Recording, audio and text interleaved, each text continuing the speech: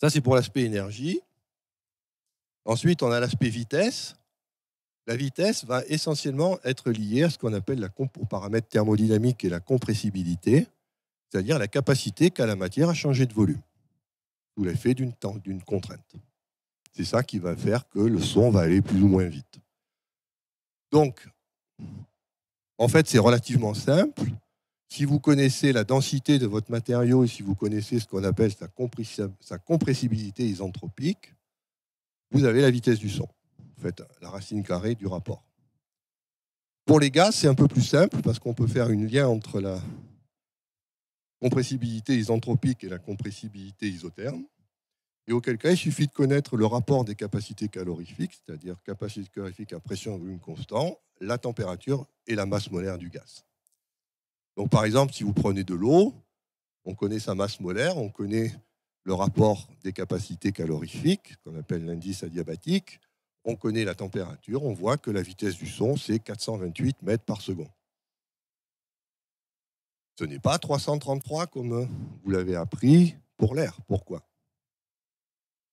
Parce que l'air n'a pas la même densité que l'eau-vapeur. Et donc, on voit que ça dépend bien de la densité. Pour l'eau liquide, on connaît la compressibilité, ça va vous faire 1436 mètres par seconde. Donc, vous voyez que dans le liquide, la vitesse est beaucoup plus rapide que dans le gaz. Donc, ça veut dire que dans l'eau liquide, il y a une espèce de structure qui permet au son d'aller beaucoup plus vite que dans le gaz où il n'y a pas cette structure. Évidemment, quand on va à la glace, là, on a donc un module de Young qui est de 9 gigapascales. On peut trouver une vitesse de phase de 3838 mètres par seconde et une vitesse transversale de 1919 par seconde. Je vais vous expliquer pourquoi il y a deux vitesses. Mais ce qu'on voit, c'est que c'est toujours supérieur au liquide. Mais c'est normal parce que dans la glace, vous avez une structure cristalline. Et le son peut passer par les ponts hydrogènes qui sont surtout le cristal. Et donc, on voit très bien ici le lien qui est entre la structure matérielle et la vitesse de déplacement de l'onde sonore. Alors, on a... Ça, c'est pour des ondes unidimensionnelles. Si vous jouez avec des cailloux dans l'eau, vous allez créer... Oui ?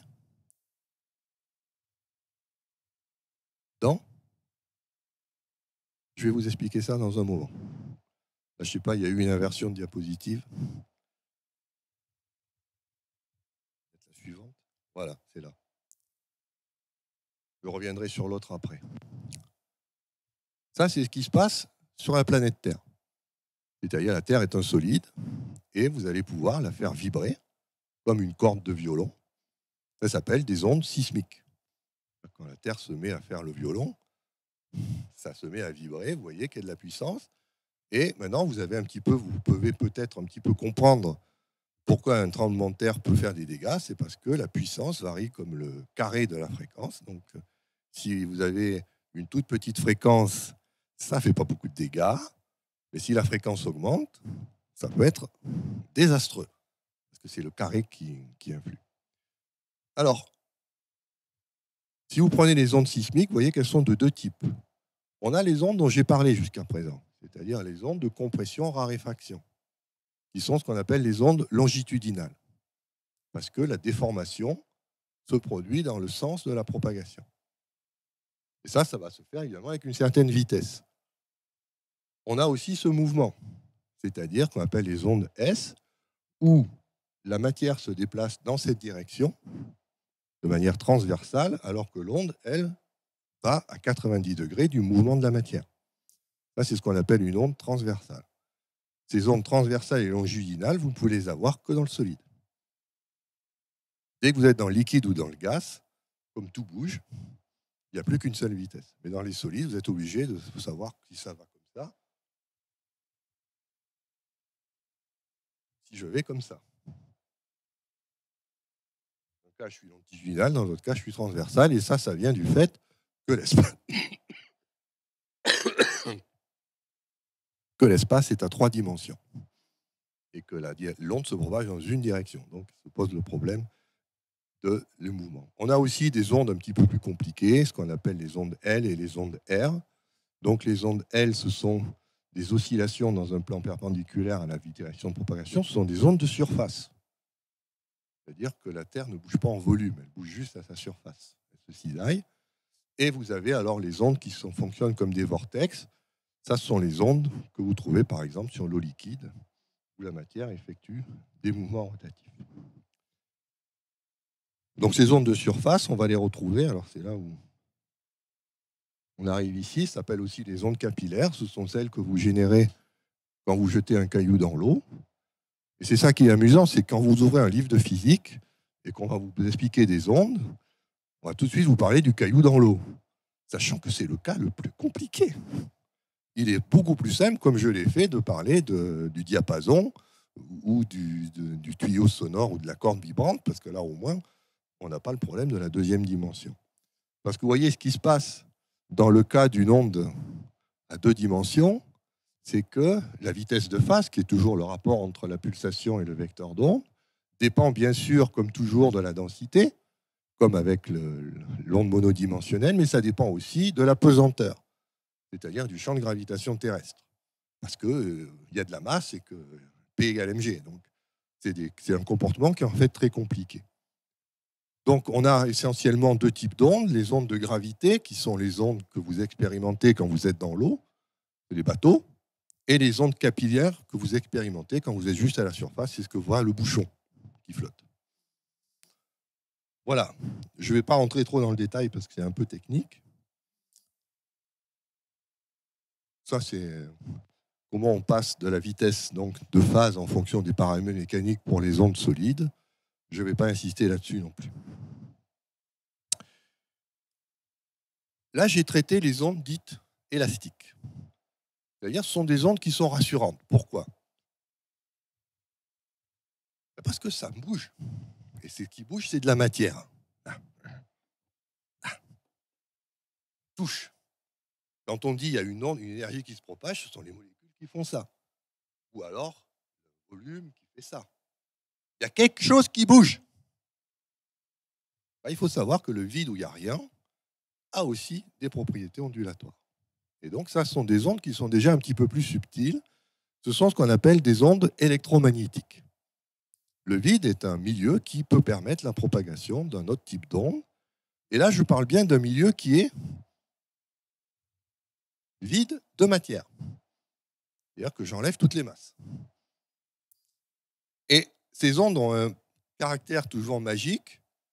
Je vous rappelle que lorsqu'on les a découvertes, c'était Faraday qui les a découvertes, non, Hertz qui les a découvertes à la fin du 19e siècle. Ce sont des ondes qui sont magiques. Pourquoi ?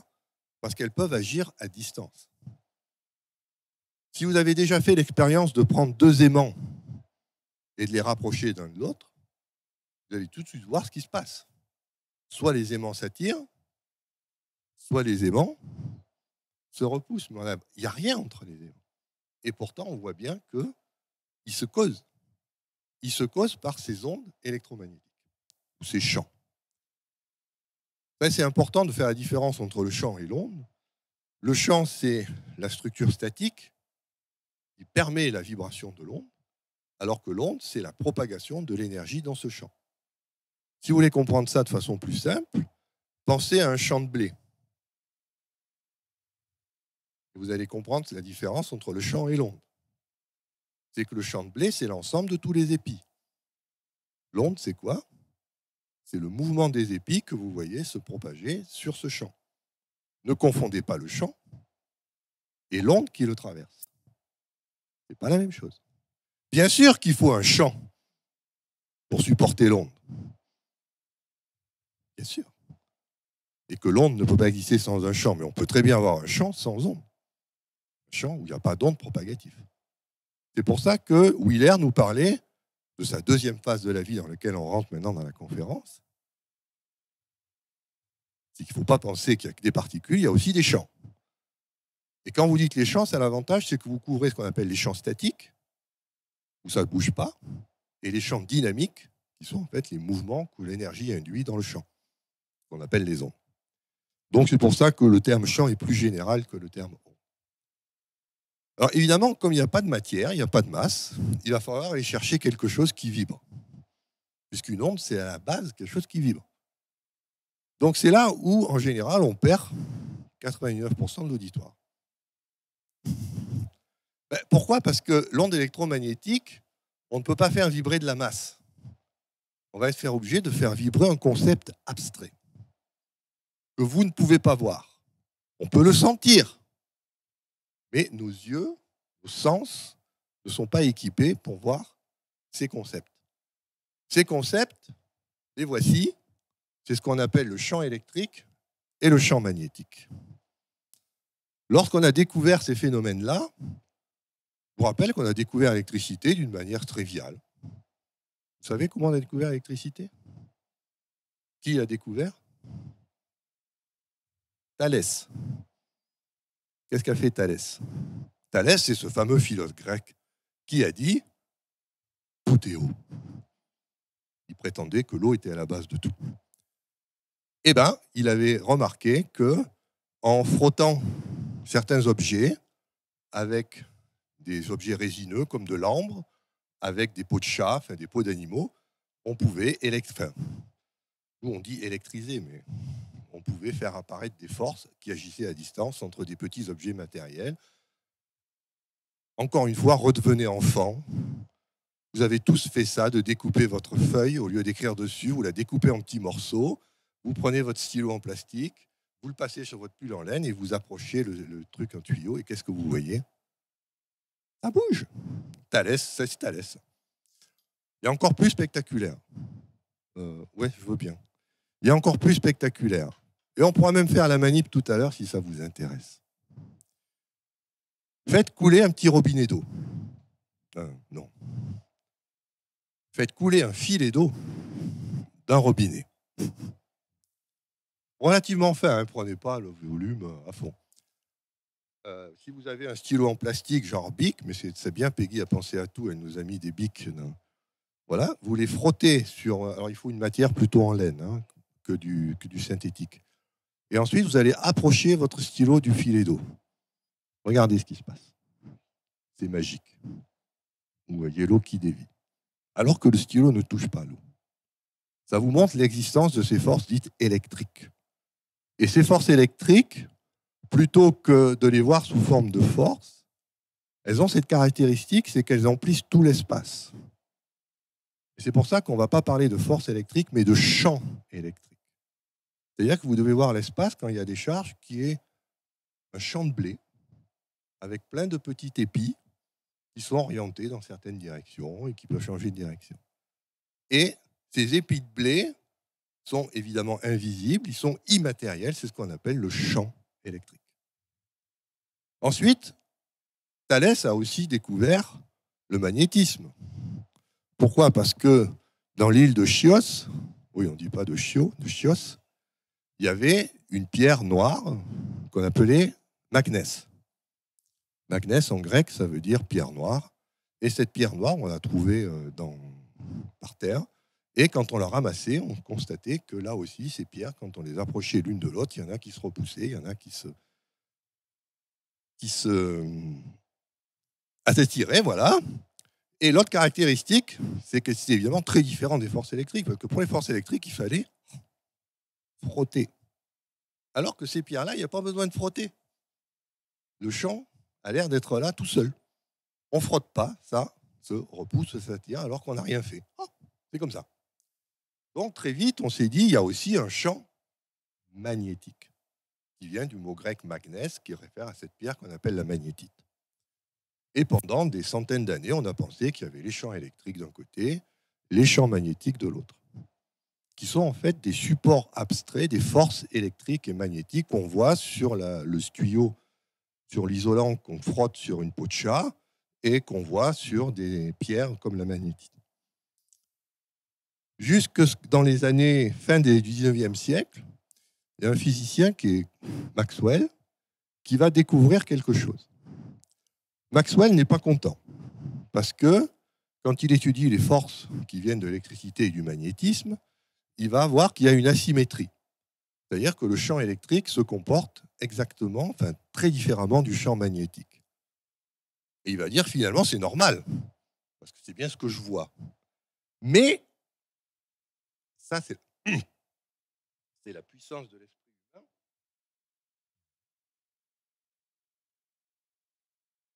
De carburant. C'est la puissance de l'esprit humain. Il va dire qu'est-ce qui se passerait si j'ajoutais un terme qui rende le champ magnétique équivalent au champ électrique. C'était un pur jeu intellectuel. Il rajoute le terme, en disant comme ça fait ce qu'on appelle une symétrie. C'est-à-dire que là où j'écris E, je peux écrire B, et là où j'écris B, je pourrais mettre E. Alors, c'est la même chose au niveau de la formule, c'est pas la même chose au niveau des dimensions. Mais peu importe, il dit jouons à ce petit jeu. Et qu'est-ce qu'il va voir? C'est que quand il fait ce petit jeu, eh bien, pour le E, il nous faut un paramètre pour le vide qu'on appelle la permittivité. Pour le B, il nous faut pour le vide un autre paramètre qui n'a rien à voir, qui est la perméabilité du vide. Il va voir que quand il fait le produit de ces deux choses-là, il obtient quoi? Un nombre qui est très petit. Il va prendre son inverse et la racine carrée. Parce qu'il sait que ce nombre, quand vous multipliez la permittivité par la perméabilité, c'est le carré d'une vitesse. Il va dire, c'est quoi cette vitesse? Voyons voir. Donc il prend les caractéristiques électriques et magnétiques du vide, il les multiplie, il inverse, il prend la racine carrée, et qu'est-ce qu'il trouve? 300 000 km par seconde. Bingo! Il dit, mais ça c'est connu, c'est la vitesse de propagation de la lumière. Et donc il s'aperçoit, en introduisant ce terme de façon artificielle, il s'aperçoit qu'on retrouve la vitesse de la lumière.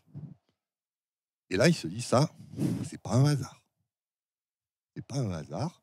Et il va dire, forcément, ce quatrième terme existe. Et ce quatrième terme, effectivement, après Maxwell, on l'a dit, si Maxwell dit qu'il existe, cherchons-le. On a fait des expériences, et effectivement, il existe. Simplement, il avait été oublié. On ne pouvait pas le mettre en évidence dans les mesures qui étaient trop faibles. Alors Maxwell va aussi nous laisser un système d'équations différentielles qui fait le bonheur de tous les étudiants d'écoles préparatoires aux écoles d'ingénieurs. Ils passent leur temps à résoudre ça. Moi, je vous les ai réduites au strict minimum pour que vous compreniez. C'est en fait les lois de Faraday et de Maxwell. La loi de Faraday vous dit, si jamais, quelque part, un champ magnétique varie dans le temps, peu importe, automatiquement, va apparaître en un point de l'espace un champ électrique. J'ai un champ magnétique qui varie dans le temps, et cette variation dans le temps va faire apparaître quelque part un champ électrique. Ça, c'est la loi de Faraday. C'est la loi d'induction qui a permis de fabriquer, par exemple, le moteur électrique. Vous passez un conducteur dans un champ magnétique et vous allez voir effectivement une force, une différence de potentiel qui existe, et comme ça fonctionnent tous les transformateurs. La deuxième loi, c'est le fameux terme. C'est ce terme-là qui n'existait pas dans les formulations originales de Maxwell, de l'électricité et du magnétisme. Et ce terme-là nous dit quoi? C'est que si jamais il y a quelque part un champ électrique qui varie dans le temps, alors nécessairement apparaîtra un champ magnétique quelque part. Ah oui, mais attendez. Mon champ magnétique varie dans le temps, fait apparaître un champ électrique. Comme ce champ magnétique est variable, ce champ électrique est variable. Mais comme ce champ électrique varie, il fait apparaître un champ magnétique ailleurs. Mais ce champ magnétique, comme E est variable, est lui-même variable, et comme je suis ailleurs, je vais me varier ici, je vais me retrouver avec un champ électrique ailleurs. Vous commencez à comprendre ce qui se passe? Le champ électrique est comme ça, il varie, ça fait qu'un champ magnétique, champ magnétique, champ électrique, champ magnétique. Et c'est ça qui se propage. C'est cette alternance de E dans un plan, B dans l'autre, c'est-à-dire que l'énergie passe son temps dans deux composantes, une composante électrique, une composante magnétique, et ça se déplace selon une onde transversale dans une direction qui est perpendiculaire qui est l'intersection de ces deux plans de polarisation. Et ça, c'est la vitesse de propagation de l'énergie. Et c'est ça la magie, c'est qu'on trouve ici la vitesse de la lumière. Donc la lumière devient, depuis Maxwell, alors qu'avant c'était quelque chose de différent de la matière, ça devient une propriété électromagnétique du vide. Et on le voit très bien ici, c'est qu'on passe d'un champ électrique à un champ magnétique en multipliant par la vitesse de la lumière.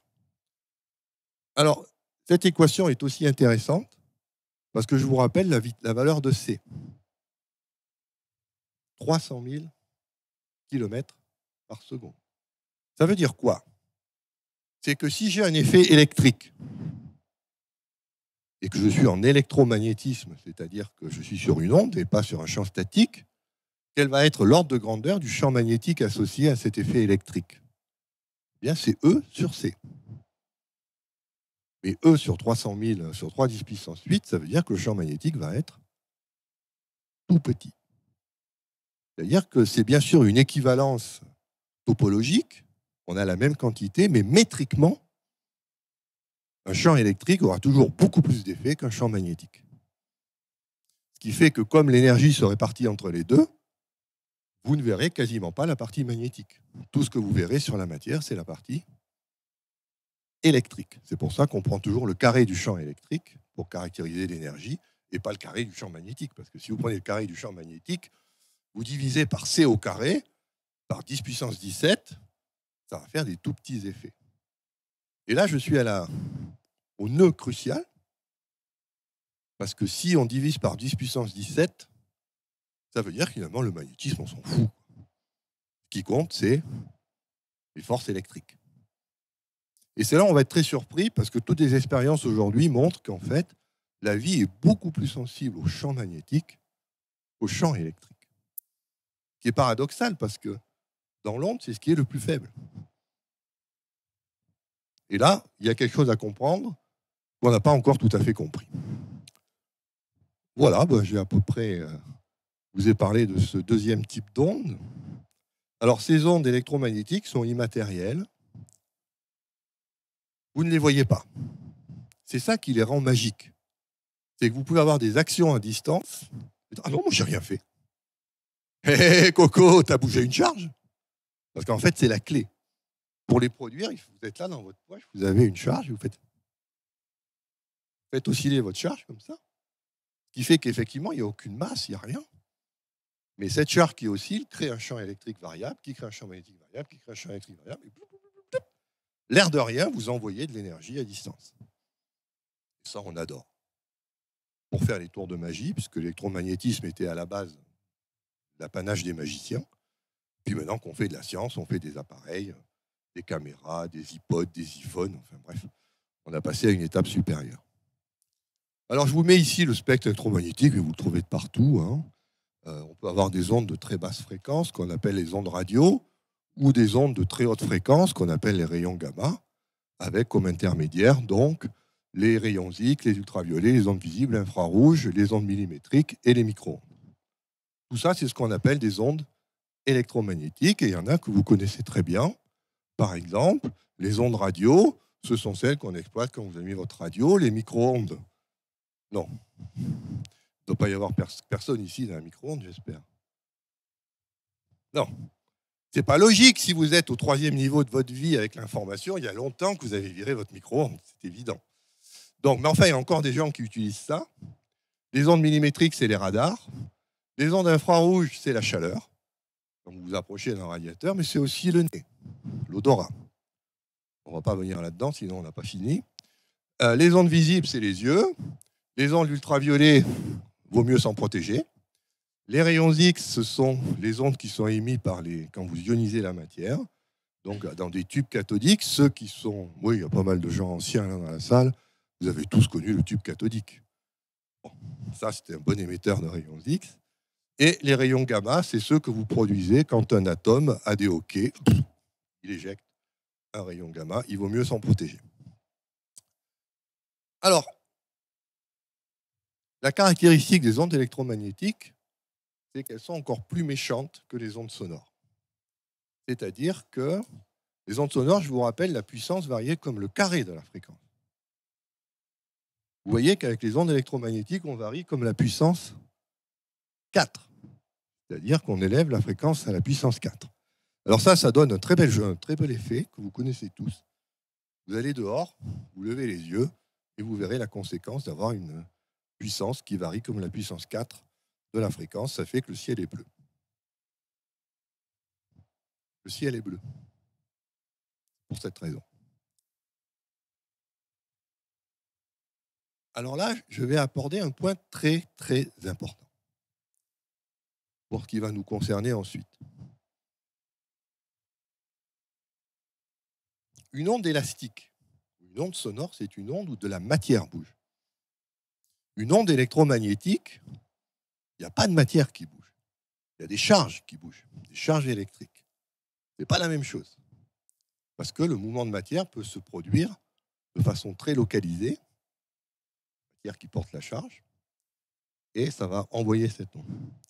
Donc, a priori, nous devrions n'avoir aucune relation entre les ondes sonores et les ondes électromagnétiques.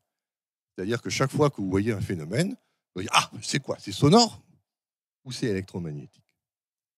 Donc ça, c'est le premier point. Le deuxième point, c'est qu'il existe des matériaux qui sont comme ça. C'est-à-dire que quand vous prenez un bloc de matière et que vous appuyez dessus, créez une force, vous voyez apparaître une différence de potentiel.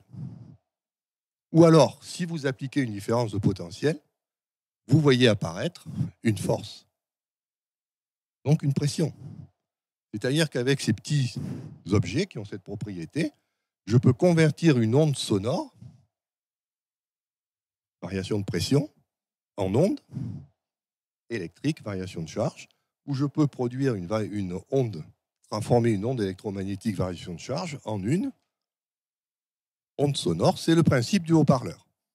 Le haut-parleur que vous avez là contient un matériau piézoélectrique, ce qui me permet de parler dans le micro. Je fais bouger par une onde de pression, je crée une onde électromagnétique qui se propage jusqu'au récepteur qui est là. Cette onde électromagnétique rencontre un autre matériau piézoélectrique qui fait ça et qui restitue l'onde de pression qui était devant le micro. Donc, la condition pour que ce type de propriété existe, c'est l'absence de centre de symétrie. Dès qu'un matériau n'a pas de centre de symétrie, il a cette propriété de pouvoir convertir les ondes sonores en ondes électromécaniques ou les ondes électromagnétiques en ondes sonores. Mais ça veut dire quoi, ne pas avoir de centre de symétrie? Ça veut dire avoir une main droite et une main gauche. Parce que si vous aviez un centre de symétrie, vous pourriez superposer la droite et la gauche. Prenez vos deux mains, essayez de les superposer, vous verrez que vous n'y arriverez pas. Parce que vous serez obligé de les mettre face à face. Mais moi, je vous demande de les superposer dans la même orientation.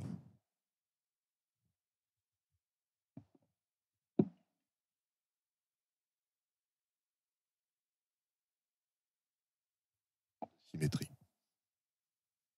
Est-ce que vous connaissez d'autres objets qui n'ont pas de centre de symétrie? Oui, non, mais des objets plus moléculaires. Finalement, mes mains, elles sont faites de quoi? De protéines. Les protéines sont faites de quoi? D'acides aminés. N'est-ce pas, Lilian? Les acides aminés, ils sont tous gauche et droit ou il n'y en a que des gauches et que des droits? Ils sont tous à gauche. C'est-à-dire qu'il n'y a pas de centre de symétrie sur un acide aminé. Donc toute votre matière est un gigantesque matériau piézoélectrique. C'est-à-dire que toute onde sonore qui vous atteint va créer des champs électromagnétiques. Et tout champ électromagnétique que je peux générer par mes mouvements d'ions dans les cellules peuvent créer des ondes sonores. C'est-à-dire que maintenant, je peux utiliser les ondes sonores comme j'utilise les ondes électromagnétiques, bien que ce soit foncièrement deux ondes qui n'ont rien à voir l'une avec l'autre, puisque dans l'onde élastique, c'est une matière qui vibre, dans l'onde électromagnétique, c'est du vide. Mais peu importe, on a ces matériaux piézoélectriques qui nous permettent de passer indifféremment de l'une à l'autre. C'est pour ça que les gens, en général, ne s'encombrent pas de détails. Oui, il y a des ondes. Et on vous envoie un son, on vous dit, ouais, c'est un son, quoi, il y a une onde. Mais oui, c'est vrai, mais pour ça, il faut quand même un matériau piézoélectrique. Allez, on va les écouter.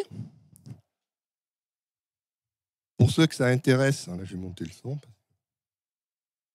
C'est un film que vous pouvez télécharger à cette URL. Donc on a mis des micros, mais pas des micros sonores, des micros électromagnétiques, des capteurs électromagnétiques dans l'atmosphère terrestre pour capter les variations de champs électriques et de champs magnétiques de votre planète. Et ensuite, on a fait des transpositions d'octaves pour vous transformer ça en ondes sonores que vous pouvez écouter, parce que ça, ce sont des ondes qui sont très intenses. Et comme on a aussi des yeux, on vous a mis des représentations visuelles de tout ce qui se passe là-haut. Donc, je vous offre une symphonie sans tonalité en provenance directe du cosmos via un résonateur qu'est la Terre. Bien sûr, toutes ces ondes se font dans des champs électriques et des champs magnétiques, mais on peut les convertir en ondes sonores. Et je vous laisse apprécier le spectacle qui va me permettre de boire un peu d'eau.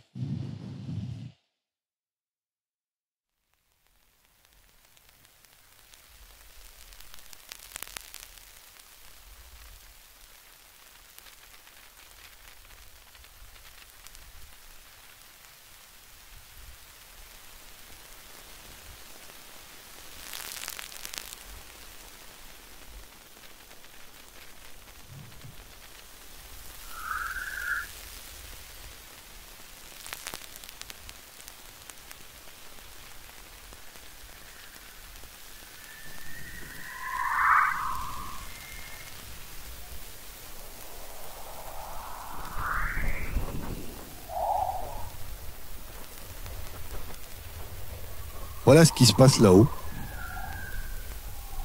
pendant que vous êtes assis sur votre chaise. Là-haut, ça s'agite. Alors, vous les connaissez, ces ondes. Ça s'appelle des ondes Schumann. Ce sont les ondes de la Terre. Et évidemment, ce sont des activités électromagnétiques. Et vous voyez que vous baignez en permanence dans cette soupe. Donc là, vous pouvez les voir et les entendre parce qu'on les a convertis. Mais évidemment, votre corps les ressent, non pas sous une forme sonore ou visuelle, mais dans chacune de vos cellules. Partout où vous avez un ion sodium qui traverse une membrane, il peut être affecté par ça. Parce qu'une charge qui traverse une distance, c'est un courant.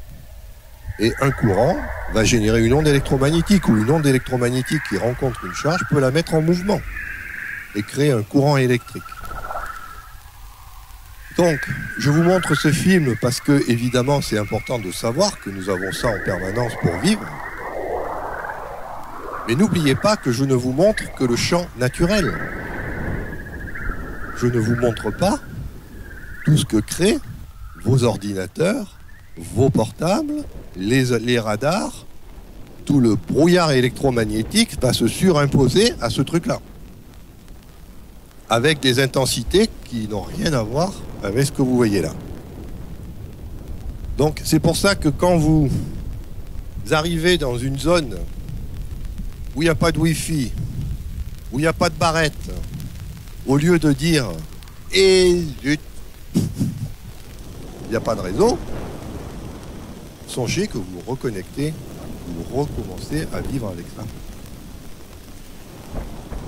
Au lieu de vivre avec des trucs artificiels, évidemment liés au fait que l'être humain a une activité électromagnétique.